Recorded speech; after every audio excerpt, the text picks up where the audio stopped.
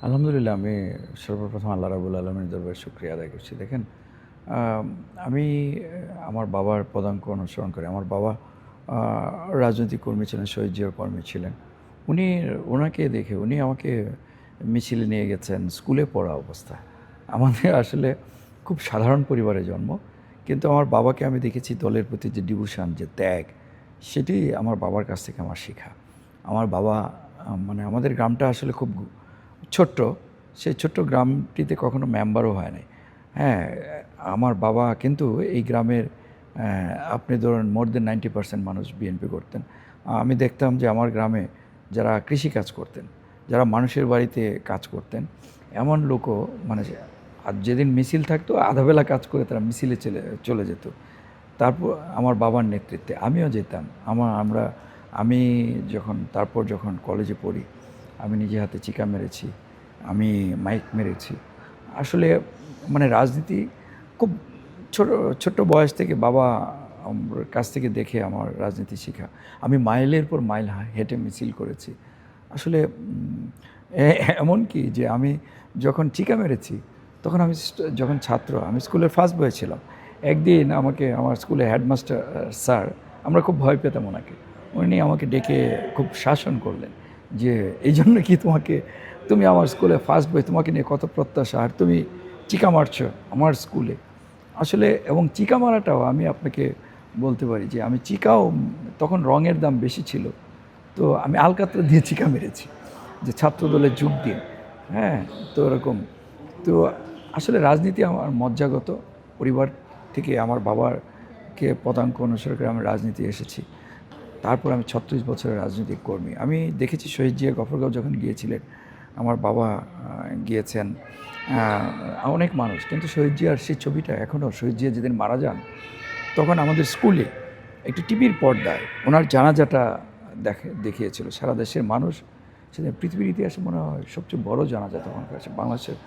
আর মানে সারা মানুষ এমনভাবে ছুটে আসছে যে একটা অভূতপূর্ব একটা দৃশ্য, যেন মানে শহীদ জিয়ার মৃত্যুর মাধ্যমে বাংলাদেশের মানুষের হৃদয় ভেঙে গেছে। যে চতুর্দিক থেকে মানুষ ছুটে আসছে, সবার চোখে পানি। কি অভূতপূর্ব দৃশ্য, সেটা ভোলার মতো না। আরেকটি জানাজা আপনি দেখবেন যে বেগম খালেদা জিয়া পৃথিবীর ইতিহাসে সর্ববৃহৎ জানাজা। দল মত নির্বিশেষে সব শ্রেণী পেশার মানুষের চোখের চোখের অশ্রুসিক্ত বিদায় বেগম খালেদা জিয়াকে যেভাবে দিয়েছে। জানাজা আপনার মানিক মিয়া অ্যাভিনিউতে ছিল, কিন্তু সেই জানাজাটা কিন্তু মানিক মিয়া অ্যাভিনিউ ছড়িয়ে গোটা ঢাকা শহর, এমনকি বিভিন্ন জেলা থানা সব জায়গায় গায়েবানা জানাজা হয়েছে। আসলে একজন রাজনীতিবিদের জীবনে এর চেয়ে বড় পাওয়ার কী হতে পারে? মানুষের ভালোবাসার চেয়ে বড় কিছু পৃথিবীতে নাই। এটি শহীদ জিয়া খালেদা জিয়ার মৃত্যুর মধ্য দিয়ে, পৃথিবীর ইতিহাসে দুটি বৃহত্তম জানাজার মধ্য দিয়ে সেটি প্রমাণিত হয়েছে। আমি বাচ্চু, আমি আমি আপনাকে বলি, আমি আসলে শহীদ জিয়াকে দূর থেকে দেখেছি। ওনার সাথে রাজনীতি করার সৌভাগ্য হয় নাই। আমি বেগম খালেদা জিয়া এবং আমাদের নেতা তারেক রহমানের সাথে রাজনীতি করার সৌভাগ্য হয়েছে। আমি কখনো নির্বাচন করব এই চিন্তাই কখনো করি না। আমি যখন চিন্তা করিনি, তখন বেগম খালেদা জিয়া চিন্তা করেছেন। একদিন আমাকে 2013 সালে আমি গুলশান অফিসে এমনিতে সারা দেশে যখন বিএনপি নেতাকর্মীদেরকে আহত করছিল, বিভিন্নভাবে পঙ্গু হয়ে যাচ্ছিল, তাদেরকে নিয়ে আমি মাঝে মাঝে যেতাম ম্যাডামের কাছে তাদের দেখা করানোর জন্য। একদিন আমি গেলাম, তখন উনি আমাকে বললেন যে, তুমি গফরগাঁয়ে কাজ করো। আমি তখন একটু অবাকই হয়েছিলাম নির্বাচনের জন্য। কথা রেখে একটু ইন্টারাপ্ট করি, এই কথাটাই আসলে জানতে চাচ্ছিলাম যে আমরা জেনেছি যে বেগম জিয়া আপনাকে বলেছিলেন যে তুমি গফরগাঁও যাও, সেখানে নিজ এলাকায় গিয়ে কাজ করো। এই আর কোন কোন কথায় আসলে আপনি ওনার অনুপ্রাণিত হয়েছিলেন? দেখেন, আমি বেগম খালেদা যে আমাদের ইন্সপিরেশন, স্পিরিট, আমাদের অনুপ্রেরণার উৎস, সাহসের উৎস। আসলে সংগ্রামের জন্যে আপনি যদি বলেন যে সংগ্রামের জন্য উনি আপসহীন যে নেত্রীর উপাধি পেয়েছেন, ওনার সংগ্রামের মধ্য দিয়ে সেই আপসহীনতার উনি পরিচয় দিয়েছেন। আমাকে উনি একদিন যখন বললেন, তুমি ওখানে কাজ করো, আমার বুঝতে একটু কষ্ট হয়েছে, আমি একটু দ্বিধান্বিত ছিলাম। তখন উনি বুঝতে পেরেছিলেন যে আমি হয়তো পুরোপুরি বুঝতে পারিনি। তখন বললেন যে তোমাকে আমি চিনি, তুমি ওখানে কাজ করো। তারপর আমি আস্তে আস্তে সেখানে কাজ করা শুরু করলাম। আসলে আমি তখন নির্বাচনের জন্য ততটুকু আমি তখন চিন্তাও করি নাই। এখন ধরেন অনেক দেখেন নির্বাচন কেন্দ্রিক রাজনীতি করে, কিন্তু আমি রাজনীতি করেছি সেই আমার স্কুল জীবন থেকে, কলেজ জীবন থেকে। আজকে 36 বছরের কর্মী, সেটি আমাকে আবিষ্কার করার আগে বেগম খালেদা জিয়া আমাকে আবিষ্কার করেছেন। উনি আমাকে সেখানে কাজ করতে বলেছেন, তারপর আমি আস্তে আস্তে কাজ করা শুরু করেছি। আমাকে অনেক প্রতিকূল পরিস্থিতির মধ্য দিয়ে যেতে হয়েছে। আমার যাত্রাটা খুব মসৃণ ছিল না। আমার বাড়ি ভেঙে দেওয়া হয়েছে। আমার মা যেদিন হামলা হয় অন স্পটে স্ট্রোক করেছেন। আমাদের অনেক নেতাকর্মীর বাড়িঘর ভেঙে দেওয়া হয়েছিল। সেই যে শুরু করেছি, কখনো থামিনি, কখনো আস্থা হারাইনি। আমার নেত্রী খুব কম কথা বলতেন, উনি আমার উপর আস্থা রেখেছেন।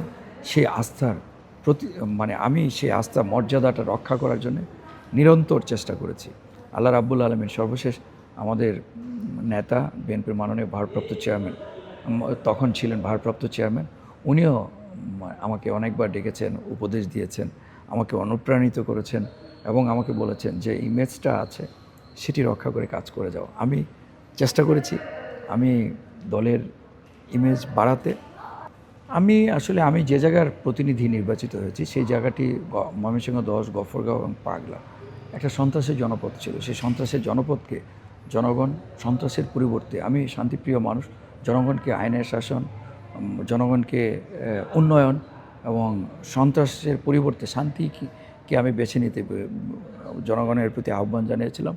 জনগণ সন্ত্রাসের পরিবর্তে শান্তিকে বেছে নিয়েছেন এবং আমি চেষ্টা করছি এই 3 মাস হয়েছে, 3 মাসের মধ্যেই আমি সেখানে জুলুম হতো, জুলুমের রাজ্যে পরিণত হয়েছিল। আমি জুলুমের পরিবর্তে মানুষকে ইনসাফের প্রতিশ্রুতি দিয়েছিলাম এবং সেই পথে সেই কাজটি আমি করে চলেছি। এবং এই 3 মাসে আপনি জেনে আশ্চর্য হবেন যে আমি মাননীয় প্রধানমন্ত্রী জনাব তারেক রহমানকে আমি নির্বাচনের আগেই আমি বলেছিলাম যে আমি যে জায়গার প্রতিনিধি সেই জায়গাটিকে অনেক অবহেলিত। আমি জাতীয় সংসদে বক্তব্যের সময় বলেছি, মাননীয় স্পিকার, বাংলাদেশের সবচেয়ে অবহেলিত জনপদের প্রতিনিধি আমি। সেজন্য আমি আসলে সেই অবহেলিত জনপদকে এগিয়ে নেওয়ার জন্য আমি নিরন্তর পরিশ্রম করছি এবং মাননীয় প্রধানমন্ত্রী জনাব তারেক রহমান ইতিমধ্যে আমাকে অনেকভাবে আমাকে আমার যে পিছিয়ে পড়া জনপদকে এগিয়ে নেওয়ার জন্য উনি আমাকে সব ধরনের সহযোগিতা করছেন এবং আমাকে কয়েকজন মন্ত্রী মহোদয়দেরকেও উনি নির্দেশনা দিয়েছেন ইতিমধ্যে আমার এলাকাটিকে এগিয়ে নেওয়ার জন্য। ইতিমধ্যে আমি স্থানীয় সরকার মহোদয়দেরকে নির্দেশনা দিয়েছেন আমার এখানে একটি নতুন উপজেলা করার জন্য, সেটি প্রক্রিয়াধীন আছে। নতুন একটি পৌরসভা করার জন্য, সেটিও প্রক্রিয়াধীন আছে। ইতিমধ্যে আমি কিছু রাস্তাঘাটও বিনির্মাণ করেছি এবং নতুনভাবে ঢেলে সাজানোর জন্য, শিল্পায়নের জন্য চেষ্টা করছি এবং সেখানে নতুন একটি ইপিজেড স্থাপনের জন্য চেষ্টা করছি। স্বাস্থ্য ব্যবস্থা নতুনভাবে ঢেলে সাজানোর জন্য ইতিমধ্যে আমার এখানে 50 শয্যা গফরগাঁও উপজেলা 50 শয্যা স্বাস্থ্য কমপ্লেক্সকে 100 শয্যায় উন্নীত করার কাজ প্রক্রিয়াধীন আছে। পাগলা থানায়, যে থানাটি 8টি ইউনিয়নের সবচেয়ে বেশি জনসংখ্যা, যেখানে আপনি জেনে আশ্চর্য হবেন 4 লক্ষ মানুষ প্রায়, সেখানে একটি হাসপাতাল পর্যন্ত নাই, মানুষের চিকিৎসার কোনো ব্যবস্থা নেই। সেখানে একটি হাসপাতাল স্থাপনের জন্য আমি মাননীয় প্রধানমন্ত্রী প্রতি অনুরোধ জানিয়েছি, স্বাস্থ্যমন্ত্রীকে, এবং ইতিমধ্যে এটা নতুন ডিপিপিতে অন্তর্ভুক্ত হয়েছে। পাগলা একটি 50 শয্যা বিশিষ্ট হাসপাতাল স্থাপনের কাজ প্রক্রিয়াধীন আছে। গফরগাঁও একটি ডায়াবেটিক হাসপাতাল স্থাপনের প্রক্রিয়াধীন আছে। গফরগাঁও উপজেলা 64টি উপস্বাস্থ্য কেন্দ্র আছে। সবগুলো যেগুলো নষ্ট আছে সেগুলি পুনর্নির্মাণ এবং যেগুলি মেরামতযোগ্য সেগুলি মেরামতের প্রক্রিয়া চলছে। ইনশাল্লাহ গফরগাঁও বদলে যাবে আমরা যদি সবাই মিলে চেষ্টা করি। আমরা আমাদের অঞ্চলকে, এই অবহেলিত জনপদকে আমরা একটি উন্নত জনপদে পরিণত করতে পারবো। আমার প্রতিশ্রুতি মানুষকে আইনের শাসন নিশ্চিত করা, সেখানে মানুষের জন্য শান্তির জনপদে পরিণত করা এবং শতভাগ উন্নয়ন নিশ্চিত করা, এবং আমি আমার অঞ্চলটিকে সারা বাংলাদেশের মধ্যে একটি রোল মডেল হিসেবে দাঁড় করাতে চাই। কর্মসংস্থান সৃষ্টি করতে চাই। আমাদের এখানে মাদকের সমস্যা প্রকট। সেই মাদকমুক্ত একটি সমাজ গঠন করতে চাই। ইতিমধ্যে আমি 2 জন মন্ত্রী আমার এখানে আমি নিয়ে গিয়েছি। মাননীয় সংস্কৃতি প্রতিমন্ত্রী ইতিমধ্যে গিয়েছে। সেখানে সংস্কৃতি সারা বাংলাদেশের মধ্যে আপনি জেনে আনন্দিত হবেন যে সারা বাংলাদেশের মধ্যে তিনটি জায়গাকে সংস্কৃতির রোল মডেল হিসেবে নিয়েছে সরকার। তার মধ্যে আমার গফরগাঁও এবং ময়মনসিংহের হালুয়াঘাট এবং পার্বত্য চট্টগ্রাম 3টি জায়গাকে 3টি জায়গার মধ্যে 2টি জায়গায় আপনার ময়মনসিংহ জেলা। জি জি ইতিমধ্যে মাননীয় সংস্কৃতি প্রতিমন্ত্রী আমার এখানে সফর করেছেন এবং সংস্কৃতি আমাদের এখানে অনেক সমৃদ্ধ, কিন্তু দীর্ঘদিন সন্ত্রাসের কারণে সেই সংস্কৃতি চর্চা হয় নাই, আপনার খেলাধুলারও কোনো চর্চা হয় না। আমি ইতিমধ্যে যুব ক্রীড়া প্রতিমন্ত্রী জনাব আমিনুল হককে নিয়ে গিয়েছিলাম, উনি এখানে আরাফাত রহমান কোকো স্মৃতি ফুটবল টুর্নামেন্ট উনি প্রধান অতিথি হিসেবে সেখানে উপস্থিত ছিলেন। আমি ওখানে 2টি মাল্টিপারপাস স্টেডিয়াম স্থাপনের জন্য আমি ডিও দিয়েছি, ইতিমধ্যে সেটির সার্ভে হয়েছে, কাজ চলছে এবং আমরা সব শিক্ষা প্রতিষ্ঠানে খেলাধুলার সামগ্রী বিতরণ করেছি। আমরা অর্থাৎ সন্ত্রাসের পরিবর্তে শান্তির জনপদ হিসেবে গড়ে তোলার পাশাপাশি শিক্ষাঙ্গনকে আমরা এক নতুনভাবে ঢেলে সাজাতে চাই, স্বাস্থ্যখাতকে ঢেলে সাজাতে চাই এবং এই যে মাদক মুক্ত করার জন্যে, বেকার মুক্ত করার জন্য আমি ওখানে শিল্পায়নের জন্য কাজ করছি এবং খেলাধুলাকে আমরা এখানে প্রমোট করছি। একটি নতুন গফরগাঁও এবং নতুন একটি গফরগাঁও পাগলা আমরা বিনির্মাণ করতে চাই, যে গফরগাঁও হবে সম্পূর্ণ সন্ত্রাসমুক্ত, চাঁদাবাজ মুক্ত, মাদক মুক্ত এবং যে গফরগাঁও হবে সবাই গর্ব করে বলতে পারবে যে আমার গফরগাঁও। আমি শব্দটি বলতে চাই না, আমরা সবাই মিলে মানে বদলে দিতে চাই আমাদের অঞ্চলকে, আমরা নিজেরাও বদলাতে চাই। যে প্রত্যয় নিয়ে জুলাই বিপ্লব ঘটেছে, যে প্রত্যাশা নিয়ে এদেশের মানুষ মহান মুক্তিযুদ্ধ করেছে, যে প্রত্যয় নিয়ে আমরা 9 বছর এরশাদ বিরোধী সংগ্রাম করেছি, 17 বছর এই ফ্যাসিস্ট বিরোধী সংগ্রাম করেছি। দেখেন, সংগ্রামীদের সংগ্রাম কখনো শেষ হয় না, কখনো রাজপথে সংগ্রাম করতে হয়, কখনো দেশ গঠনে। আমি দীর্ঘ 36 বছর রাজপথে সংগ্রাম করেছি, এখন আমার দেশ গড়ার, আমার গফরগাঁও গড়া, পাগলা গড়ার সংগ্রামে আমি নিজেকে নিয়োজিত করার সময় এসেছে। যেন আরেক জিয়াউর রহমান, উনি জিয়াউর রহমান যেরকম আগে সরকার প্রধানরা শহরে থাকতো, জিয়াউর রহমানই প্রথম আমি দেখেছি গ্রামে খাল কাটার জন্য, মানুষের কৃষি বিপ্লব ঘটানোর জন্য সেচের ব্যবস্থা করেছেন। সেই নিজে হাতে কোদাল নিয়ে একটি গেঞ্জি পরে, হাফাতা গেঞ্জি পরে গ্রামে ছুটে গিয়েছে।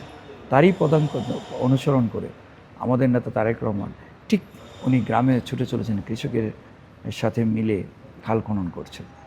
আসলে যেন আরেক জিয়াউর রহমান, তারেক রহমান যেন আরেক জিয়াউর রহমান। আপনি দেখেন, বাংলাদেশে এমন প্রধানমন্ত্রী কখনো দেখেছেন?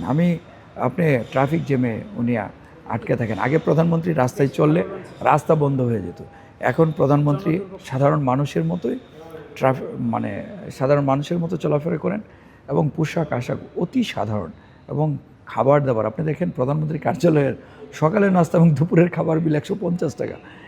এমন বাংলাদেশ আপনি কবে দেখেছেন যে প্রধানমন্ত্রী ট্রাফিক জ্যামে আটকা আছে, সাধারণ মানুষ গিয়ে সেলফি তুলছেন? সুতরাং আমরা এক ভিন্ন বাংলাদেশ, একটা পরিবর্তিত বাংলাদেশ, যে প্রত্যাশা নিয়ে এদেশের মানুষ, আমি আপনাকে আগেও বলেছি, যে প্রত্যাশা নিয়ে মহান মুক্তিযুদ্ধে মানুষ করেছেন, যে প্রত্যাশা নিয়ে মানুষ গণতান্ত্রিক সংগ্রাম করেছেন, জনগণের যে প্রত্যাশা নিয়ে সর্বশেষ জুলাই বিপ্লব করেছেন, জনগণের প্রধানমন্ত্রী, রাষ্ট্রের মালিক তো জনগণ, কিন্তু জনগণের কথা বলার অধিকার ছিল না, জনগণের কোনো স্পেস ছিল না। আমাদের মাননীয় প্রধানমন্ত্রী এই রাষ্ট্রটিকে একটি নতুন অবয়বে সাজাতে চান, যে রাষ্ট্রটি হবে সবার, জনগণের রাষ্ট্র, জনগণের কাছে জনগণই যে সকল ক্ষমতার উৎস, শহীদ রাষ্ট্রপতি জিয়াউর রহমান বলেছিলেন, সেটি বাস্তবায়নে কাজ করছেন মাননীয় প্রধানমন্ত্রী তারেক রহমান। আর আরেকটি জিনিস, আমি বেগম খালেদা জিয়া এবং জিয়া পরিবার, শহীদ রাষ্ট্রপতি জিয়াউর রহমান এবং বেগম খালেদা জিয়া বাংলাদেশের আপনার উন্নয়ন বলেন, বাংলাদেশের সংগ্রামের বলেন, বাংলাদেশের দেশপ্রেমের পরিপূরক হয়ে আছেন। ঠিক সেই 3টা জিনিস, সততা, আদর্শ, দেশপ্রেম, এই 3টা জিনিসকে তারেক রহমান মৌলিক 3টা জিনিসকে মাথায় নিয়ে দেশের উন্নয়ন সর্বাঙ্গে জনগণ, উনি রাষ্ট্র বিনির্মাণে কাজ করছেন। উনি বাংলাদেশে পদার্পণ করে বলেছেন, I have a plan. Yes, he has a মানে দেশ গড়ার যে ওনার মহাপরিকল্পনা, এটা আসলে আনইমাজিনেবল।